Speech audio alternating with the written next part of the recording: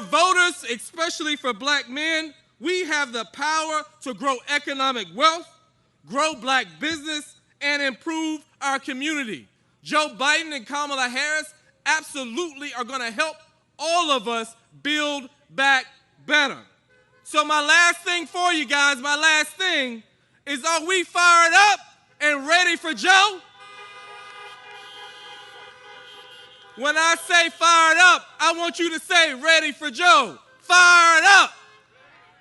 Fired up. Fired up. Fired up.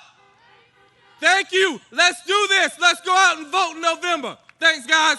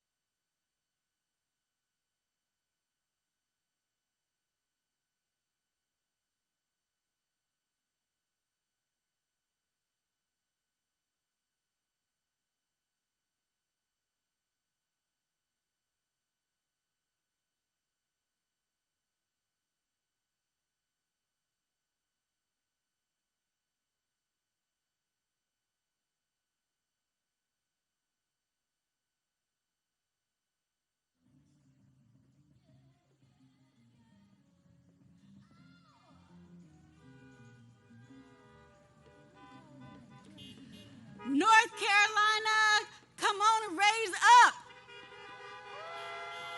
As Representative Hawkins said, we are fired up and ready for Joe. I am Jessica Holmes, and I am so proud to be your Democratic nominee for North Carolina Commissioner of Labor. I was born and raised right here in North Carolina, and I speak on behalf of so many North Carolinians when I say that we are sick and tired of Donald Trump's broken promises. We are sick and tired of promises of relief that never comes. We are sick and tired of watching our loved ones right here in North Carolina get sick and die due to a failed response from our federal government due to COVID-19. Another failed promise. 4 years ago, Donald Trump said that he was going to make America great again. Well, guess what? For far too many North Carolinians, North Carolina is not as great as it was 4 years ago. This country is not as great as it was 4 years ago, with unemployment skyrocketing, with inadequate access to health care. I know of people who ration their insulin. I know of people who split their pills in half. North Carolina and this country can do better. Over 1 million North Carolinians have already cast their vote between absentee ballot and early voting. If that doesn't prove that we are fired up and ready to go, I don't know what does. But we will continue to go forward together. And in the true words of many of you have marched with me, forward together, forward together, forward together with Joe Biden and Senator Kamala Harris, a pair that will lead this White House with honesty, dignity, and compassion that we have not seen. I tell you what that over 1 million votes also means. North Carolinians are not only fired up and ready for Joe, but we have something to say. And we are going to be heard on November 3rd, North Carolina, stand up with me and show up to the polls and let them know what we have to say. I'm Jessica Holmes, your Democratic nominee for North Carolina Commissioner of Labor. Power to the people.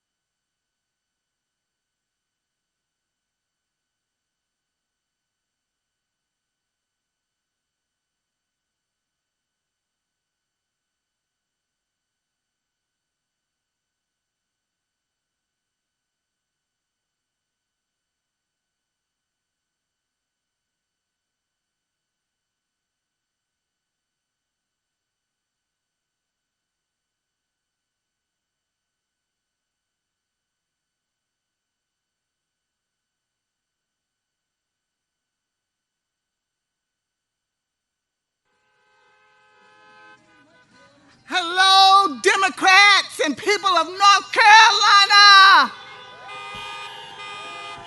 I am State Representative Yvonne Lewis Holly, and I am your Democratic nominee for Lieutenant Governor of the great state of North Carolina. We are here today because we are on the cusp of a movement. And I want you to honk your horns if you feel victory in your heart.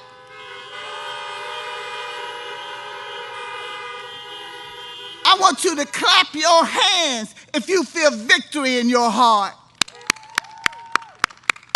And I want you to shake your body if you feel victory in your soul. Woo! Because we're going to win, and we're going to win this election with not just a blue wave, but with a tsunami. And you know why? Because we have Joe Biden and Kamala Harris at the helm of the ticket.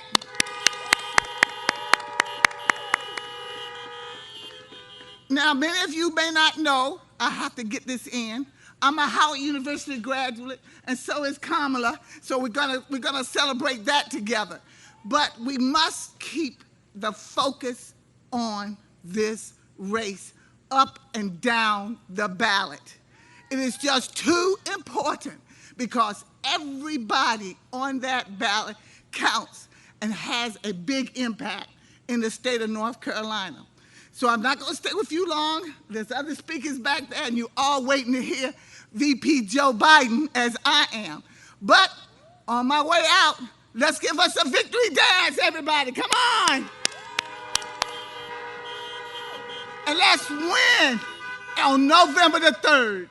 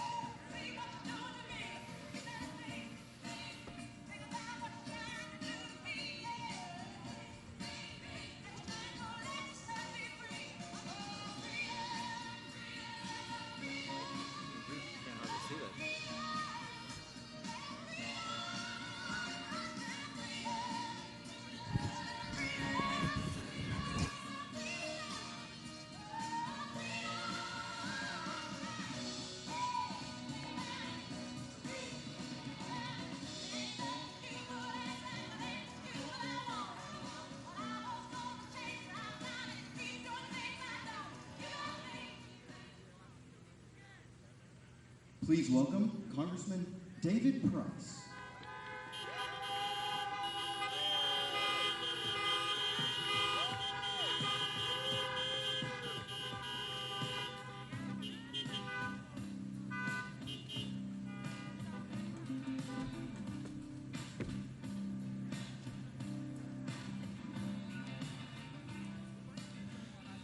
Thank you, Durham, for coming out today to welcome the next President of the United States, Joe Biden, to our city and to our county.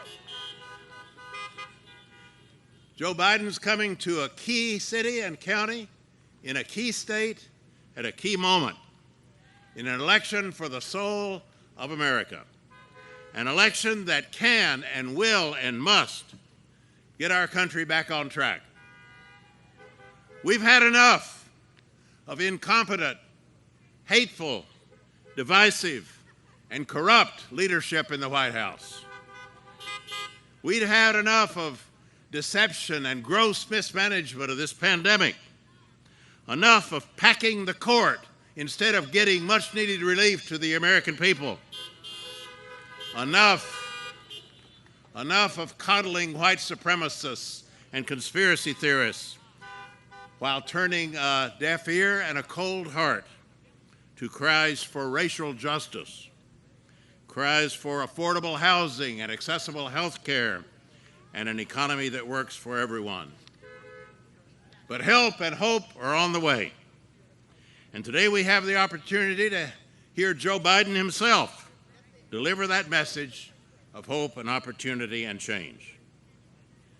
This community, Durham, has suffered during this pandemic, has suffered from the health effects of the pandemic among hundreds of our fellow citizens, from economic hardship, from these difficult decisions about school reopening, from pressures on housing and even homelessness, all crying out for leadership. Crush the virus. Bring the economy back, build back better, and put this nightmare of Trumpism behind us.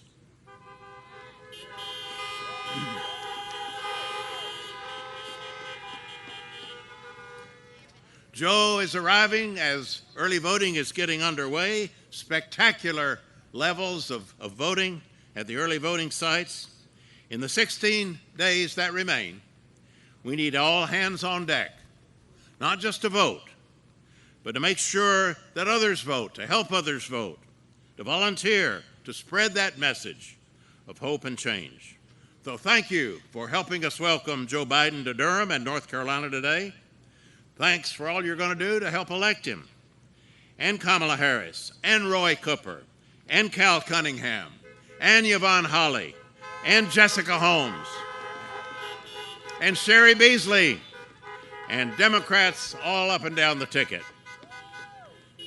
Nobody wants to wake up on November 4th and think, oh, we should have done more. That's not going to happen. We're going to work as hard as we can to get this job done. Let's get it done. Thank you for all you do.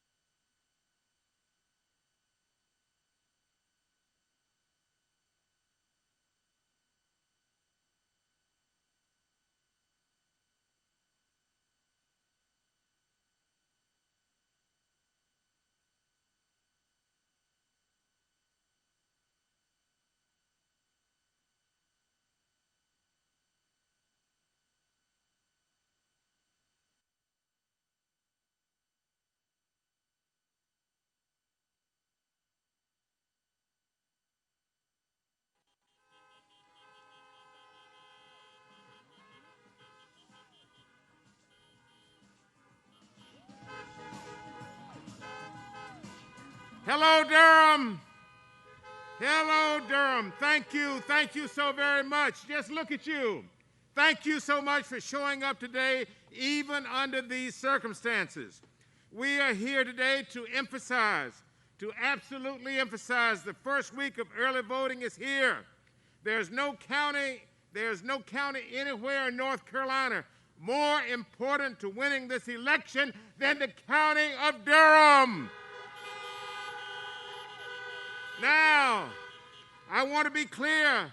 I want to be very clear. One vote has the power to elect leaders we can be proud of and depend on to strengthen America's families. North Carolina needs affordable health care. We need to ease the economic burden placed on low-income families, and we need a government that protects Black lives. The occupant of the White House, and you know who that is, has disrespected our military. He has repeatedly disrespected African American men and women, and he has disrespected the working people of this country. This election is not about party preference or partisanship. It is about the fundamentals of our democracy. When Joe Biden is given power, he gives it to the American people. He fights for the most vulnerable. As vice president, Joe fought for the ACA. He fought for LGBTQ rights and ensured that economic relief went to Main Street instead of Wall Street. If you don't believe that, check his record. Through his campaign, he has championed bold policy for Black America. Through his Lift Every Voice plan, he has pledged to create a government that reflects the diversity of our great country. I invite you to visit joebiden.com/BlackAmerica. When Donald Trump has power, he keeps it. You know that. He keeps it for himself, keeps it for his family and his friends. Donald Trump has fought for corporations. He has fought for big donors. He has botched the coronavirus response, and he has failed to forcefully denounce white supremacy.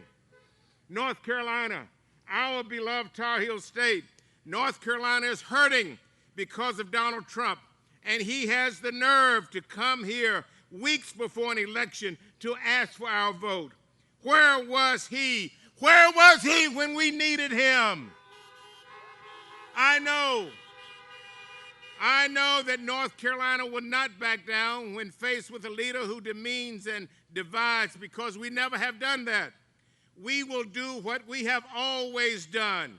We will wield our vote as our weapon. You hear me? We will wield our vote as our weapon. And we will rebuke hate wherever we see it. Ladies and gentlemen, my dear friends in Durham County, we cannot wait. Right now, we have an opportunity to elect a government that is for the people. That means voting early. The early vote continues until October 31st. Vote early. All of you in this parking lot who are blowing your horns and watching and listening to us, I know you have voted. But I'm talking about your friends and your family and your coworkers and everyone within your orbit. We must have a 100% turnout in Durham County. Let's do it. Let's do it. Let's do it, Durham. The eyes of the nation, the eyes of the world are focused on us here in North Carolina. And they're pleading with us. I am pleading with you. We need a 100% turnout in Durham County. Let's not disappoint them. Thank you.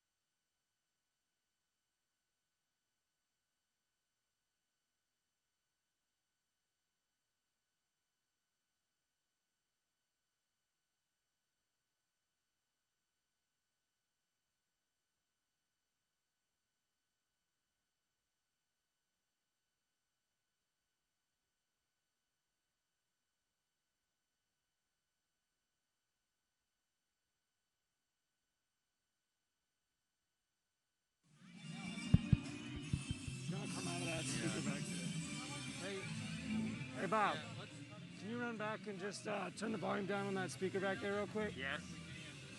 Yeah.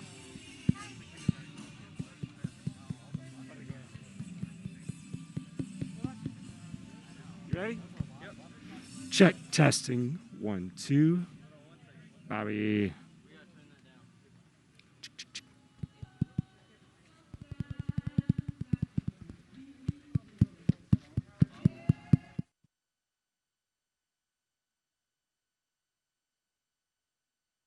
Two, three, 4, 5, 6, 7, 8, 9, 10. Check, check.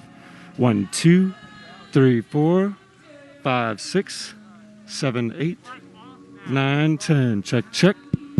1, 2, 3, 4, 5, 6, 7, 8, 9, 10.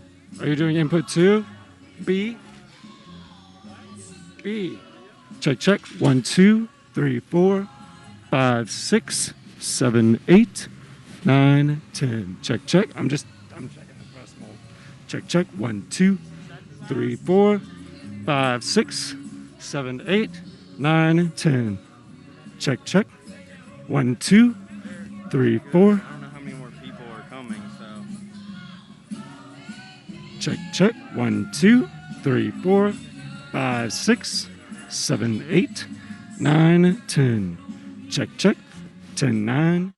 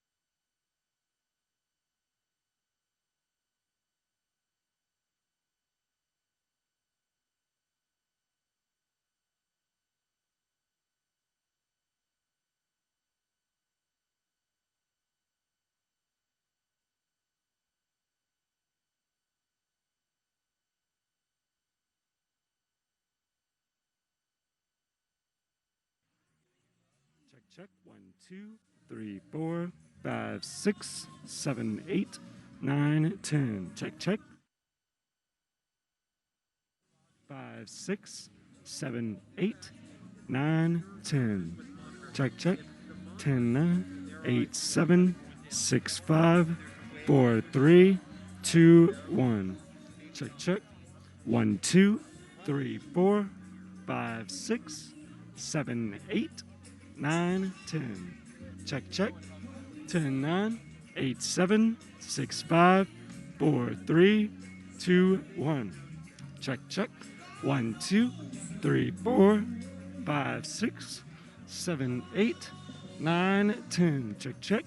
10, 9, 8, 7, 6, 5, 4, 3, 2, 1. Check, check. 1, 2, 3, 4, 5, 6, 7, 8, 9, 10. Check, check.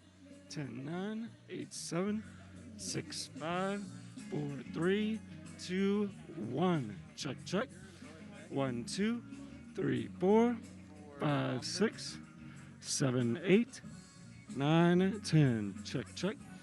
10, 9, 8, 7, He's checking the prompter. 6, 5, 4, 3, 2, 1. Check, check. 1, 2, 3, 4, 5, 6, 7,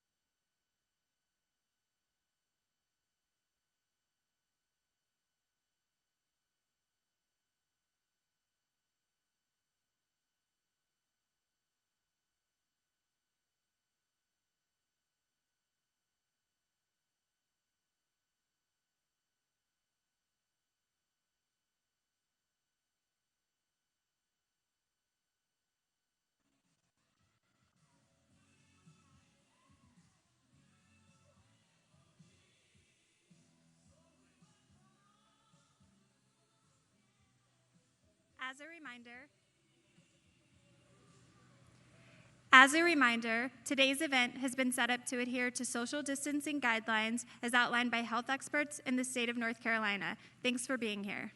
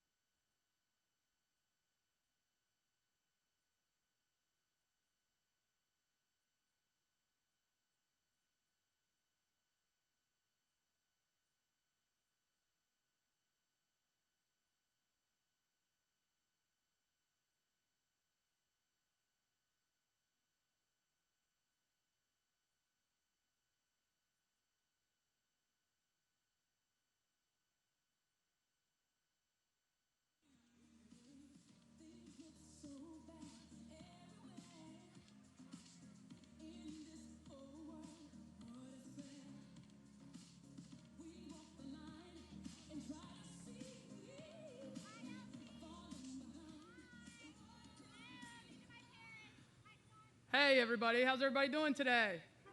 Hopefully excited. I'm really excited to be here on behalf of the Biden-Harris campaign. And I wanted to share some experiences of my own life and how I think they relate to where we are right now as a country. I spent my whole life in the sport of basketball, my entire life, playing, coaching, broadcasting it, observing players, observing great leaders. And there's a couple things about leadership that I've learned along the way. One of those is, if you have a title, it does not make you a leader, right? If you have a title, it doesn't make you a leader. Now, I know that because I've been a follower for a lot of my life too. And so having a title doesn't make you a leader. And I kind of laugh at that because sometimes the people that have the titles are the ones that are the most tone deaf to that, right? The people that have the titles are the ones that are most tone deaf to that. Having power that comes with a title does not make you a leader. Having power that comes with a title does not make you a leader. You know what it makes you? It makes you powerful, but doesn't make you a leader. And so when I look at those things that don't necessarily make you a leader, title and power don't necessarily make you a leader, I automatically turn to things that I know make you a leader, right? What are the things that make you a leader? The first thing that you have to have, this is true in basketball. As a coach, I'm tasked with leading young women, teaching them to grow and mature and become agents of change in this world. That's my job as a coach, right? It's my job. And in order to do that, the first step you have to have is you have to be able to build authentic and meaningful relationships with people. That's what you have to do. You have to build authentic and meaningful relationships with people. And then when you do that,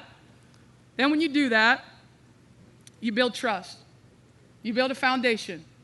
And now that gives you the opportunity to push them, to challenge them, to love and care for them, right? Those of you that have parents know what I'm talking about, right? You got to push, you got to challenge, but at the same time, you got to love and you got to care for them. And so when I look at this election through the prism of leadership, if someone doesn't have a title, if someone doesn't have power, can someone push and challenge and love and care for our country? Guys, this is an easy decision right here. It's an easy decision, right? So I'm proud to endorse Joe Biden to be the next president of the United States of America.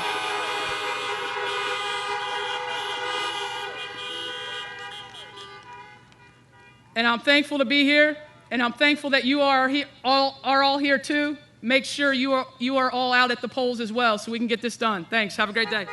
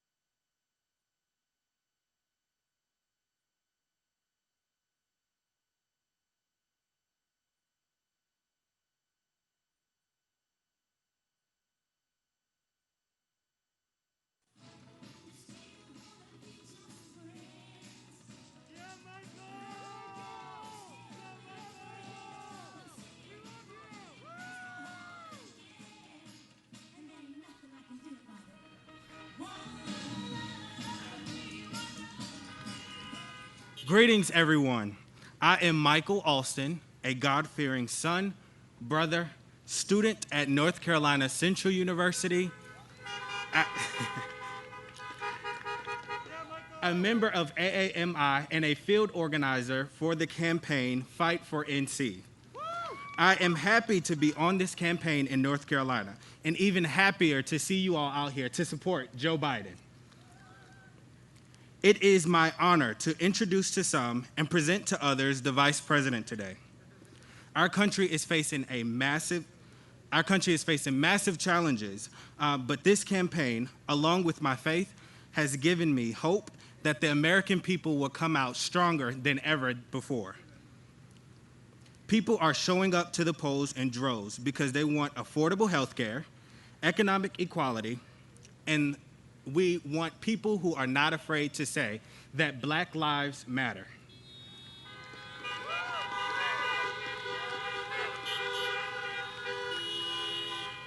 I am so proud to be a part of this movement, and I cannot think of a better person to lead it than Vice President Joe Biden. His unshakable optimism and his steady leadership has lifted this country up in some times that we have never seen before. He has really shown himself to be the true servant. Joe Biden is a fighter, an ally, for Americans in need, and soon he will be the 46th president of the United States.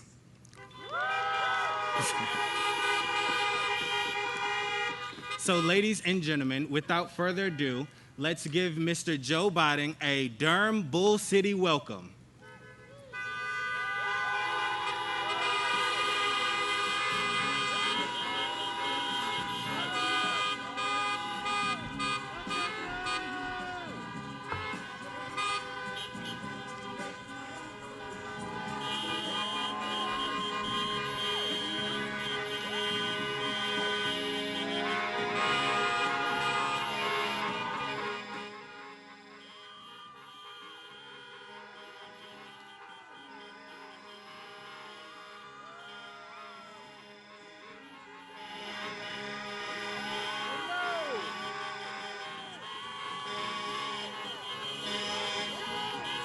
Hello, North Carolina.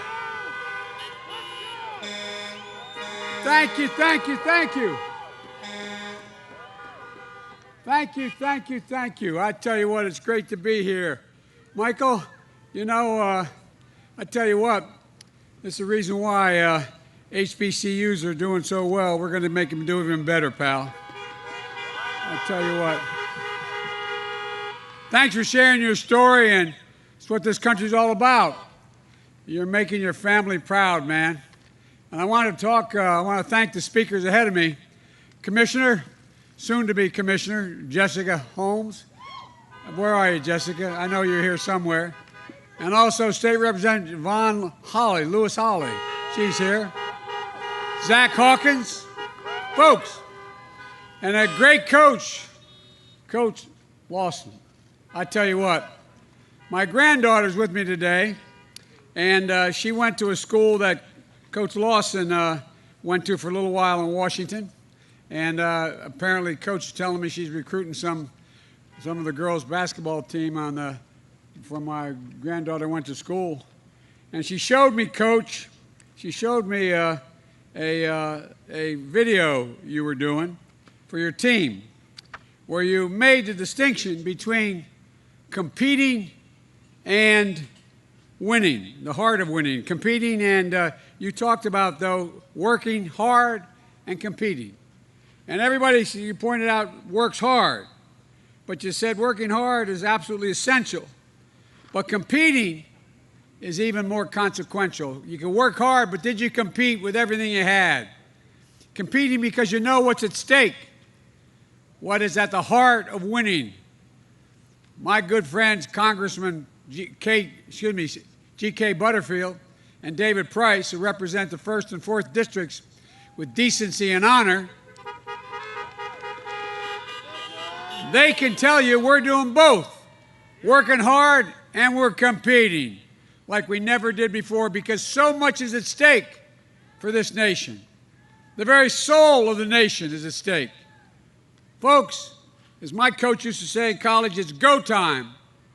This is the most important election in our lifetimes. Going to make all the difference here in North Carolina. The choice is clear as it's ever been, and the stakes have never been higher. The stakes in this election remind me of something my dad used to say. When he lost a job up in Scranton, Pennsylvania when I was a kid, when Cole died, and he moved down to Delaware, he used to always say, Joey, a job is about a lot more than a paycheck. It's about your dignity. It's about respect. It's about your place in the community. Then he'd say, this is God's truth. If I heard it once, I heard it 20 times. It's about being able to look your kid in the eye and say, honey, it's going to be okay. That's a lesson I've never forgotten. When I grew up surrounded by a lot of hard-working folks in Scranton, Pennsylvania, and Claymont, Delaware, where we moved. How many people today, though, think they can look their kid in the eye right now and say, it's going to be okay, and mean it? So many people are hurting. Over half the people in America say if they got a bill for $400 they didn't expect in 1 month, they wouldn't be able to pay it. They have to borrow the money or they have to sell something. Folks, unemployment times are hard. Unemployment's way up. Just this week, 1,200,000 people filed for unemployment. Folks are worried about making their next mortgage payment or rent payment, whether their health care will be ripped away in the middle of a pandemic, worried about sending their kids to school, worried about not sending their kids to school. They see folks at the top, they're doing better than ever, while they're left to wonder, who's looking out for me? Well, that's Donald Trump's presidency. More than 217,000 Americans dead because of COVID-19. Nearly 4,000 here in the state of North Carolina. On Friday, we saw the highest number of new cases in one day since July. In the last 2 days, worst day since July. Yet, the other night, Trump said in one of his rallies, we've turned the corner. And my grandfather would say, this guy's gone around the bend if he thinks we turned the corner. Turn the corner. Things are getting worse. He continues to lie to us about the circumstances. Experts say we're likely to lose as many as 200,000 additional lives nationwide between now and the end of the year. All because this president cares more about his Park Avenue perspective on the world, the stock market, than he does about you. Because he refuses to follow the science. It's estimated that if we just wore masks, we'd save between now and the end of the year 100,000 lives. His own head of the CDC said that. And you know what? What's really sad about this? The president knew how dangerous this virus was all the way back in January. And he hid it from the country. He's on record. He told Bob Woodward in a taped interview that the disease was deadly, much worse than the flu. And here's what he did. According to the New York Times, 3-4 days ago, his administration gave Wall Street investors a heads up, but he didn't tell us, just his friends on Wall Street. That's why they made so much money by, quote, selling short. Well, who got sold short? Y'all got sold short. And you know what's coming?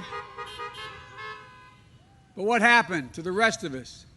He tried to claim with Woodward he didn't want to panic the American people.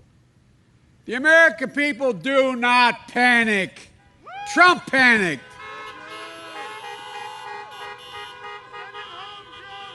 And his selfish behavior is no surprise. After all, this is the same man who looks at Americans who put their lives on the line for this nation, like so many tens of thousands here in North Carolina have done, like my son Bo did after a year in Iraq winning the Bronze Star Conspicuous Service Medal. He looks at me, he calls them suckers and losers. Who the hell does he think he's talking about? These are our heroes. They are the people of sacrifice. They are the backbone of this country. And now, as a consequence of all this overwhelming lying, negligence, and irresponsible action, has come to how many chairs were empty at the dining room table last night because of this negligence? Folks, we're so much better than this.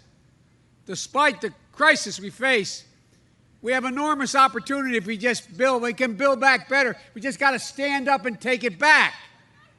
Look, we can build an economy that gets everyone a fair return on their work, an equal chance to get ahead. For example, the communities of color here in North Carolina and across the country, the question is, How do we break that cycle where in good times you lag behind, and bad times you get hit the hardest and first, and in recovery you're the last to bounce back? Well, the answer is about justice, criminal justice, police reform.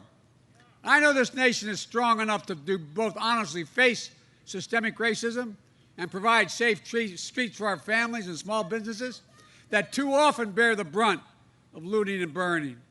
We have no need for armed militias roaming America's streets. This is the United States of America. And we should have no tolerance for extremist white supremacist groups marching and menacing our communities. But what? But if you say we have no need to face racial injustice in this country, as he says, you haven't opened your eyes to the truth. There have been powerful voices for justice in recent months. George Floyd's 6-year-old daughter, who I met with in the family, I knelt down to say hi to her, and she looked at me and said, Mr. Vice President, Daddy changed the world. Daddy changed the world. Jacob Blake's mother, with whom I met, since violence didn't reflect her son, and this nation needs healing, and then said she prayed for the police officers. Doc Rivers, a basketball coach, choking back tears when he said, we're the ones getting killed. We're the ones getting shot. We've been hung. It's amazing why we keep loving this country and this country doesn't love us back. Think about that. Think about what it takes to be a black person to love this country today as it does. It's deep love for this country. And for too long it hadn't been recognized. We need leadership that de-escalates tensions, opens lines of communication, and brings us together to heal and to hope. As president, that's precisely what I'll do. But true justice is also about jobs, good-paying jobs, financial stability.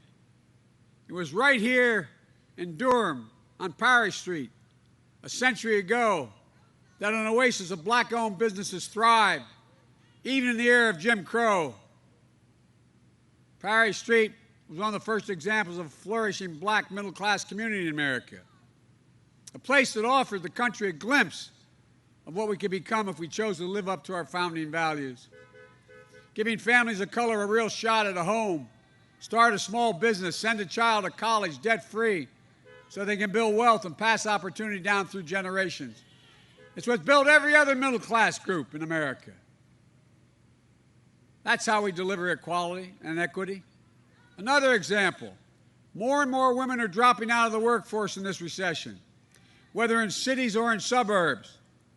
I have a plan to deal with this pandemic responsibly, testing, tracing, masking, not politicizing a race for a vaccine, planning for its safe and equitable distribution, providing funding for PPE and other resources for schools to reopen safely, easing the caregiving crisis so many families are experiencing, squeezed between raising your kids and caring for an aging loved one, and protecting your health care.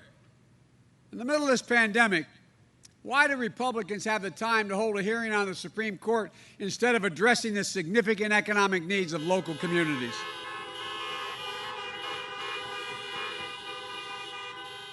I'll tell you why, for real.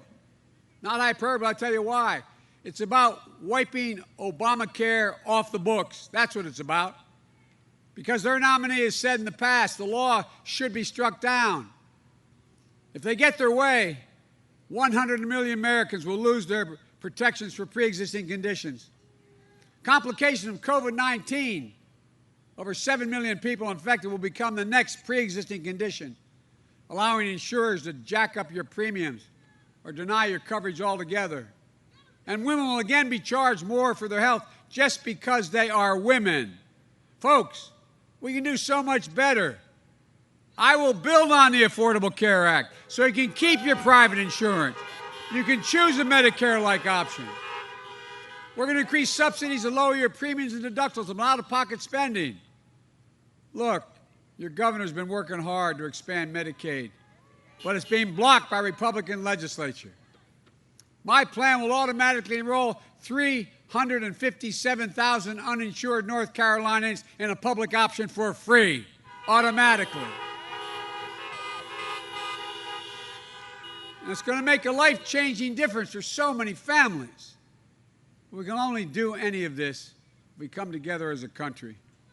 We need to revive the spirit of bipartisanship in this country, a spirit of being able to work with one another.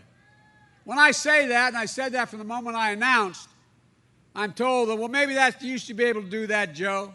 That was your reputation in the Senate and Vice President, but things have changed. They don't work that way anymore.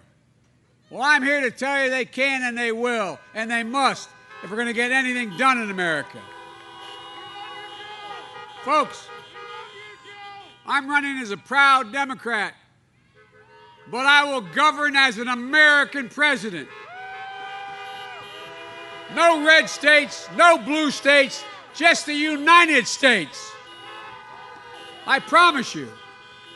I'll work as hard for those who don't support me as those who did. That's the job of a president, a duty to care for everyone in America. Folks, and you too have a sacred duty to vote, and it matters.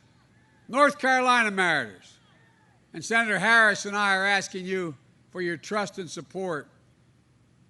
We'll always have your back, I promise you. So please, please vote and help get out the vote. Go to iwillvote.com/NC. Early voting started on Thursday. We got to keep the incredible momentum going. We can't let up. You can vote early in person until the 31st, but don't wait. Go vote today, and don't just vote for me and Senator Harris. You've got a governor's race, a Senate race, a record number of black women on the ballot, Congress and Lieutenant Governor, Labor Commissioner in the courts. Folks, they're ready to deliver for North Carolina families. So vote.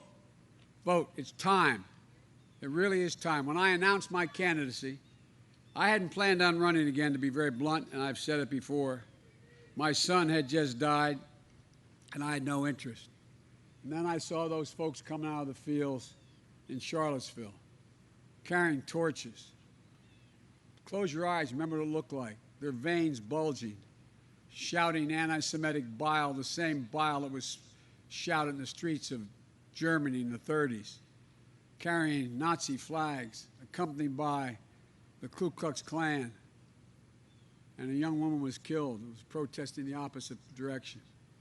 And when asked, presidents to comment, this president said something no other president has ever said in the history of the United States of America.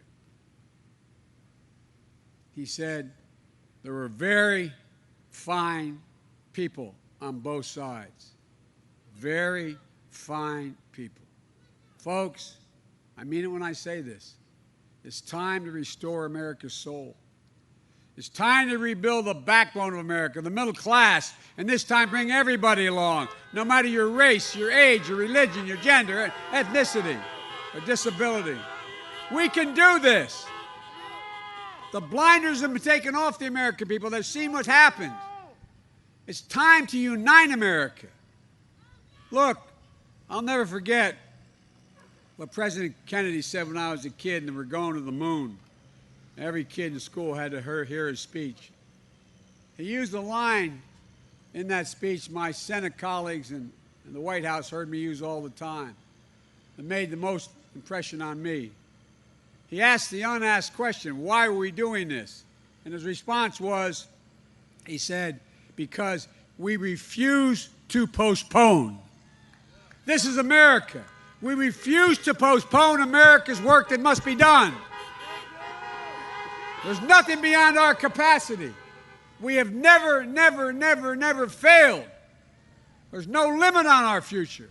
The only thing that can tear America apart is America itself. Everybody knows who Donald Trump is, so let's let them know who we are. We choose hope over fear. We choose unity over division, science over fiction. And yes, we choose truth over lies. So folks, it's time to stand up. Stand up and take back our democracy. No more time left. God bless you all, and may God protect our troops. Thank you, thank you, thank you.